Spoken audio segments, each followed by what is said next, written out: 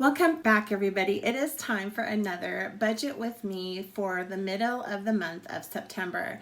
And in these mid-month recaps, what we do is go back to the previous month and take a look and see how our actual spending looks compared to what we budgeted. And I have to say that for the second month in a row, we were a bit off the rails, but we have promised to be transparent. So we're sharing the good, the bad, and the ugly. And it was ugly, but there was some really good stuff in August too. We had some really exciting things happen. So stick around for about 6 seconds and we'll get right to it.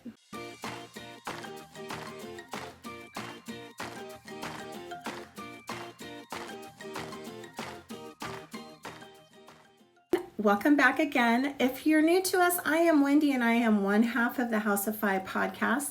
Missing today is my better half, Curtis. It is football season and he is at practice. So it's just me today. And we share these budget with me's to number one, keep us accountable, but to also keep our promise to you of remaining transparent in our spending.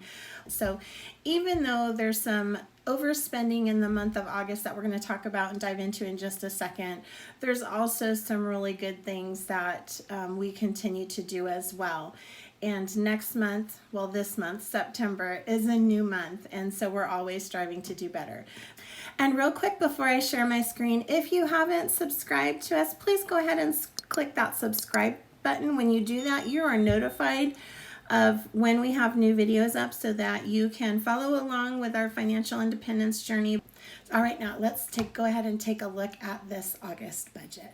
Okay, I've brought my screen up, and what we'll start with first is my income. And as you can see here, I've blacked out the actual numbers, but I have included the totals. And if you can see, there is quite a big amount right here, and that is from a transfer that we did to purchase our fifth rental property. So that's one of the big reasons that our numbers in August are a little squirrely, is that we did have quite a big transfer that took place, and I think we ended up not having to use all of it, and so we got a little spendy.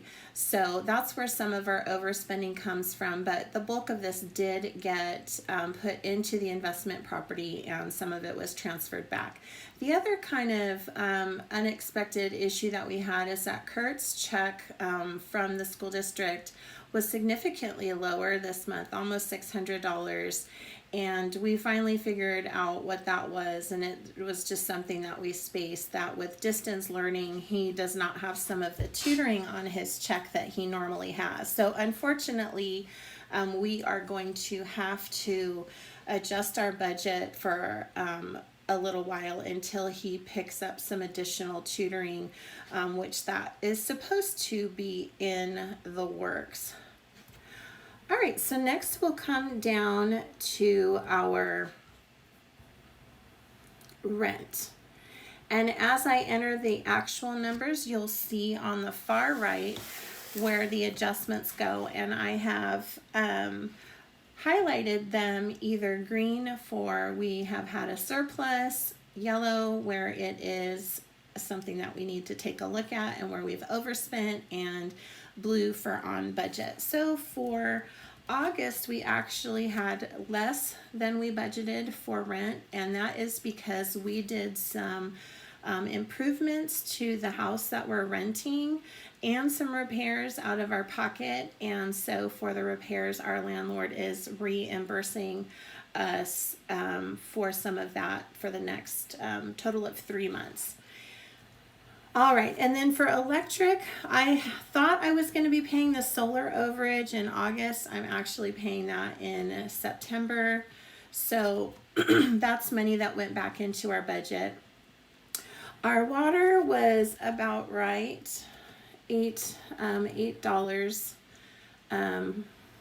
over budget, which is not a big deal, I suppose. And we'll make up for it with our cell phone, which again was less than I anticipated. And then our internet was just as we had planned. Kurt's motorcycle, we purchased a motorcycle for a couple $1,000s for Curtis, and we're trying to pay that off as quickly as possible because we do not like having car payments. Fuel was one of the first areas where there was significantly more than we budgeted, and I'm not quite sure why that is. So that is something that I absolutely need to get in there and take a look at and find out what the issue was for that. I did have to travel to Phoenix once in August to wrap up one of my last criminal case out in Phoenix. However, I don't think it would have added that much to the budget, but it probably added a good 60 to 80 bucks because gas is way cheaper there than it is here. All right, and then our car insurance was as expected, $287. And then our student loans are still in deferment, so we are not putting anything in there. Now our business expenses was another area where there was some overspending, so I'll need to take a look at that and find out what it is. I think that was maybe one of the last payments for a course I had taken, that it's now complete. Also, we still have not gotten a payment plan set up with the IRS. We had a previous payment of $700, but we put in the request to have it reduced. And so it hasn't been coming out yet, and it's really hard to get through to a person at the IRS. So we're just kind of waiting until we can get in touch with someone there and figure out what's going on there. So there was an additional $330 that was put back into the budget because it was not spent. All right, now here's where we get kind of super crazy. It's our discretionary spending for things like groceries and that sort of thing. We ate a lot in August. Now, we did have a couple birthdays in there, but a lot of that is really just, I think we are going stir crazy. I think that we did have some extra money coming into our account, and so we just kind of forgot to track things and went a little off kilter there, but we will do better. Hulu and Netflix was as expected. Dog food was also as expected, a little extra. Two more areas that are wildly off budget are both my personal spending, yikes, and Kurt's personal spending. Kurt has decided to take Fridays as his day to go golf with his friends, and so I do need to up his spending money to allot for that so that, you know, he gets his break.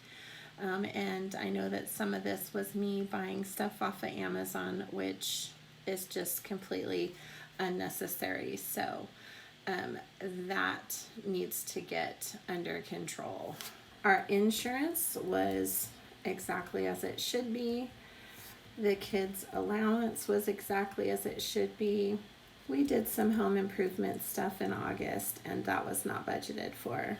So there's some more of that kind of loosey-goosey spending I was talking about.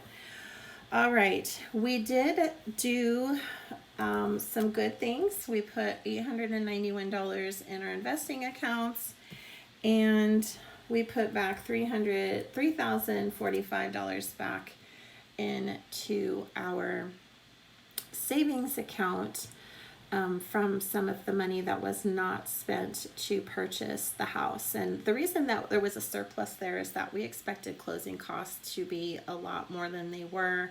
Because this was a cash purchase, there really weren't a whole lot. It ended up being just I think under $300 when I had expected it to be a few $1,000s. So that was some of that there.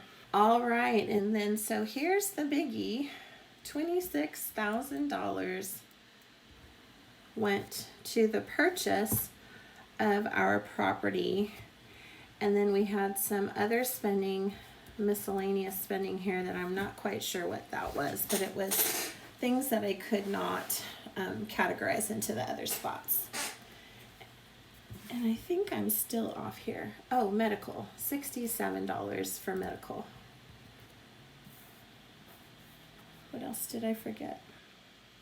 Oh, this was $488. Sorry, home improvement was actually $488. There we go. I knew we were actually almost at a zero.